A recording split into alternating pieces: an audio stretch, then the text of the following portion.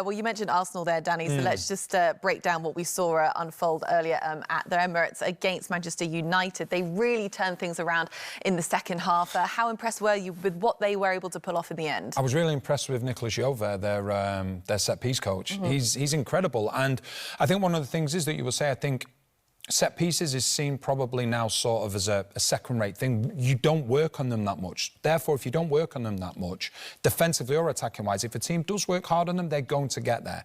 And what I thought we saw from Arsenal, and you mentioned it as well, Robbie, is that there was a different intensity in the second half for Arsenal. But I think part of that was a United team that were tiring, that are trying to get used to a new system that's involving a lot more energy than what they've been used to before as well. Yeah, night and day. The difference at half-time. And well done, Mikel Arteta.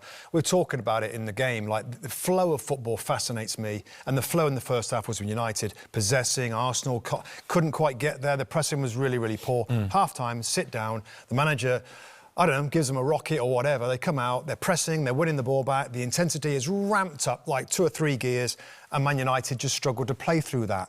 You marry that with the set-piece dominance, which, you know, I was thinking, you know, have we ever seen, Danny, a team so dominant from corner kicks, from scoring from corner? I can't remember a team so good at it. I think you'd have to go back a long way, because it's considered a lot of the time old school, isn't it? You know, I think, but what I would say about Arteta as well, he's on a journey at this football club. Made big decisions throughout the years, getting rid of the likes of Lacazette, Aubameyang, Ozil. Big decision today.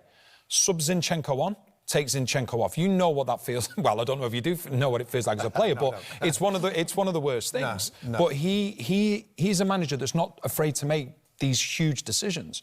So, you know, they're in a really good place as well. But, you know, it's going to be fascinating to see how this plays out. It really is. Yeah, it really will. Just one more point on the set pieces. Like, we were talking about it, like, they have a knack of surrounding the area that the ball ends up in. Now, sometimes those corners come into the near post, sometimes the back post, sometimes right around the goalkeeper.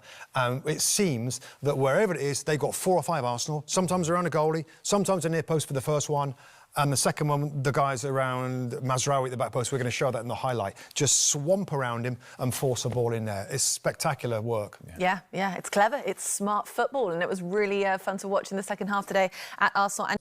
Hi there, I'm Rebecca Lowe, studio host of NBC's coverage of the Premier League. Don't forget to hit subscribe to watch more videos all season long. And if you want even more Premier League content, from original series to live matches, head over to Peacock.